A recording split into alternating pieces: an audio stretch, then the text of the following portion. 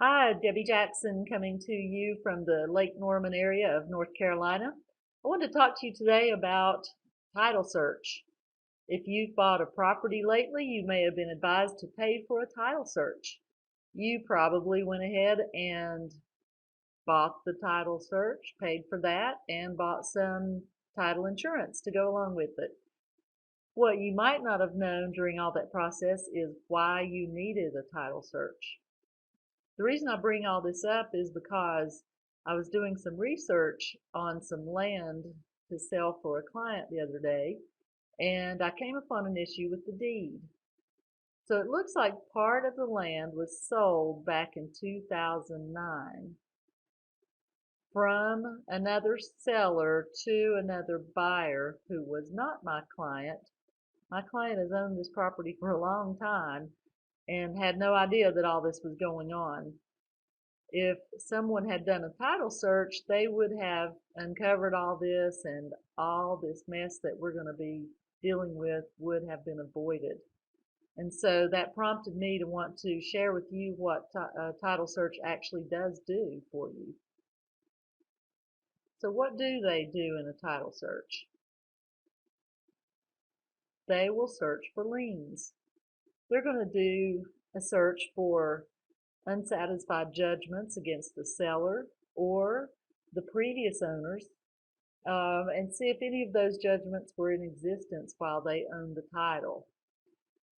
They're going to look for any mechanics liens or federal tax liens, things like that that may be prior claims on the property. They're also going to search for bankruptcy and judgment proceedings against the current owner of the property.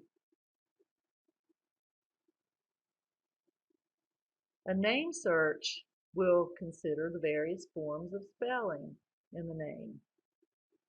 For example, did you know the name Nichols can be spelled 73 different ways? That's a lot of time, a lot of ways to spell one name. And they'll also check first names because, for example, the name John has 25 foreign forms.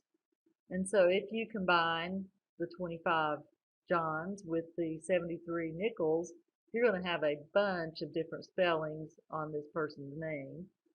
And what they're going to do is just determine which one of those names and how many of them apply to the owner in question. They're going to do a tax search. The tax search is going to reveal if the taxes are current or if any taxes are past due or unpaid from previous years. In addition, the tax search is going to indicate the existence of any special assessments against the land. And if there are any assessments, whether or not they're current or past due. So it's pretty important to have that tax search done. Also, they will do a chain of title search. This is simply a history of the ownership of the property, and they're going to tell who bought it, who sold it, and when that happened. They're probably going to get that from the county clerk's office or the recording office. They might even have to go to some paper companies and look up punch cards or track books whenever things aren't already online.